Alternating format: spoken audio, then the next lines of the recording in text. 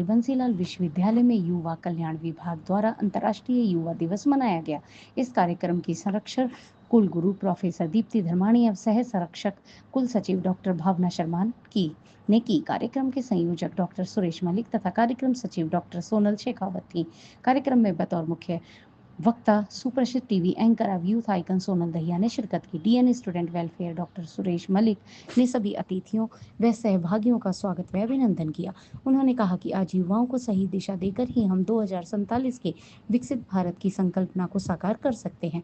उन्होंने युवाओं से किसी भी तरह का नशा न करने, मोबाइल का प्रयोग कम से कम करने तथा प्रतिदिन नियमित रूप से योगाभ्यास व व्यायाम कर पौष्टिक व संतुलित आहार लेने का आह्वान किया।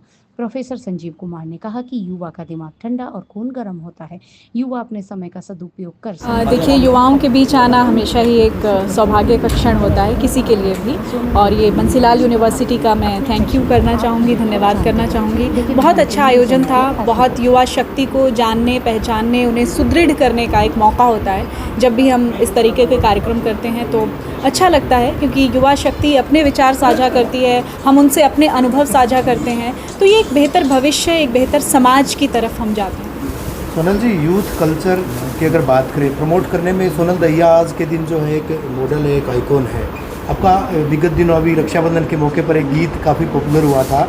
हालांकि गन कल्चर के गीत भी लगातार चल रहे हैं, यूथ उनकी तरफ भी जा रहा है, तो कहीं ना कहीं आपको नहीं लगता कि अगर कला और संस्कृति को हरियाणा की बचाना है तो निश्चित तौर पर इस तरह के गीत, इस तरह के संगीत और उसकी विधा को शामिल करना होगा? बिल्कुल, संस्कृति के सच्चे और सुंदर रूप को जब आप दिखाएंगे तो आप एक एग्जाम्पल सेट करेंगे, क्योंकि जो धाराएं चली आ रही हैं आपको उस धारा के अलग कुछ करने की ज़रूरत है। क्योंकि जब दो पहलू आपके, देखिए, every coin has two aspects. जब दो चीज़ें आपके सामने होंगी तो आप बेटर डिसाइड कर पाएंगे कि आपको किस दिशा में जाना है। तो मैं निश्चित तौर पर कहूँगी कि हमारी संस्कृति बहुत खूबसूरत है, हमारे लोकगीत बहुत सुंदर हैं। जब आप उनको नए सिरे से, हमने यूथ से उसको जोड़ने की कोशिश की है, क्योंकि जो युवा शक्ति है वो थोड़ा मॉडर्न चीज़ों को आजकल हम ज़्यादा पसंद करते हैं, तो हमने वेस्टर्न म्यूज़िक के साथ एक एक्सपेरिमेंट किया है वो, ताकि हमारा जो यूथ है वो भी उसकी तरफ अट्रैक्ट हो सके।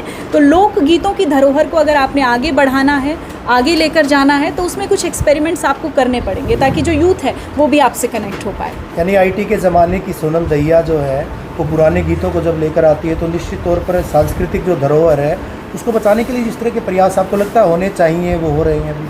रवि जी, मैं बहुत समय से इसके लिए काम कर रही हूँ, क्योंकि ग्लिम्स ऑफ कल्चर के ज़रिए मैंने बहुत सारे लोकगीत पहले गुनगुनाए हैं, और अब मुझे लगता है कि उनको नए सिरे से करने की ज़रूरत है, क्योंकि समय की मांग होती है, नीड ऑफ द आवर है कि आप नए और पुराने ज़माने का एक ब्यूटीफुल कॉम्बिनेशन बना सकते हैं अपने काम के ज़रिए, और वो यूथ को निश्चित तौर पर अट्रैक्ट भी कर रहा है। हमारा गाना बहुत खूबसूरत चल रहा है, बहुत लोग पसंद कर रहे हैं, और वो इस फ्यूज़न के कारण, इस एक्सपेरिमेंट के कारण ही पसंद। एक बार दोबारा से दर्शक भी सुनना चाहेंगे कुछ लाइनें उस गीत की।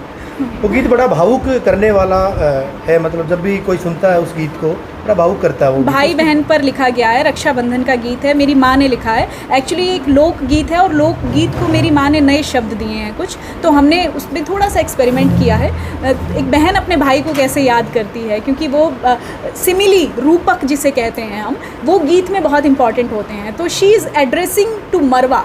तुलसी और मरवा जो होते हैं वो अपने आंगन में होते हैं, तो वो मरवा को एड्रेस करते हुए उसे कहती है कि मेरा भाई आ रहा है, और वो कैसे नेचर से उसको जोड़ती है। ये बहुत ब्यूटीफुल है कि वो अंबर का जिक्र करती है, बादलों का भी जिक्र किया गया कि भैया बरसो ना। हाँ, अंबर में बादली गरजे, घोड़े की काठी लरजे, रे मत बरसे इंदर राज, मेरी माँ का जाया भीजे।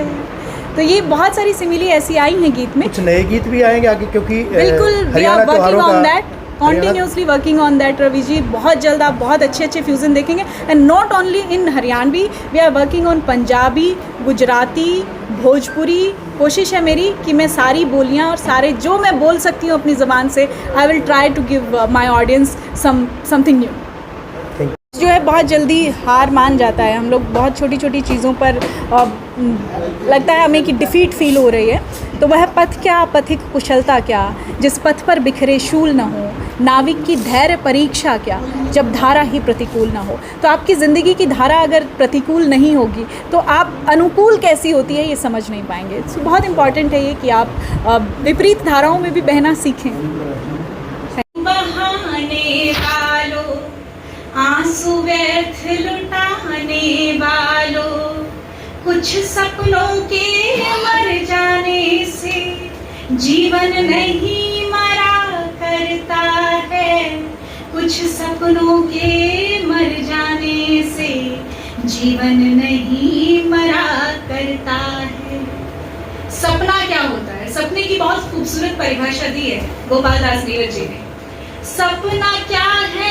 नयन सेज पर सोया हुआ आँख का पानी, और टूटना है उसका जो जवानी।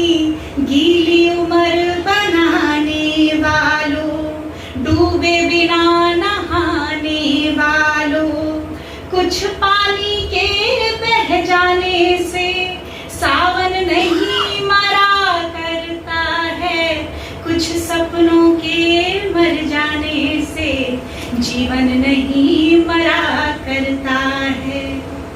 माला बिखर गई तो क्या है, खुद ही हल हो गई समस्या।